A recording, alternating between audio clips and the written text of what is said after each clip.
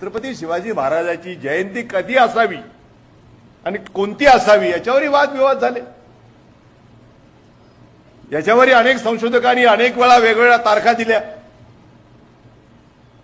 मला आनंद वाटतो की आमचे त्यावेळेसचे शिक्षण मंत्री कैलासवासी प्राध्यापक रामकृष्ण मोरे हे जेव्हा माझ्या पहिल्या मंत्रिमंडळामध्ये माझे शिक्षण मंत्री होते आणि मी मुख्यमंत्री होतो त्यावेळा आम्ही कॅबिनेटने निर्णय घेतला आणि ठरवलं की सरकारच्या वतीनं जयंती साजरी जर करायची ती 19 फेब्रुवारीलाच ती आम्ही साजरी करू असा आम्ही निर्णय घेतला आणि त्याप्रमाणे शासकीय सुट्टी आणि त्याप्रमाणे जुन्नरच्या आमच्या शिवनेरी किल्ल्यावर मुख्यमंत्री त्याचं प्रत्येक वर्षी त्या दिवशी जात असतात।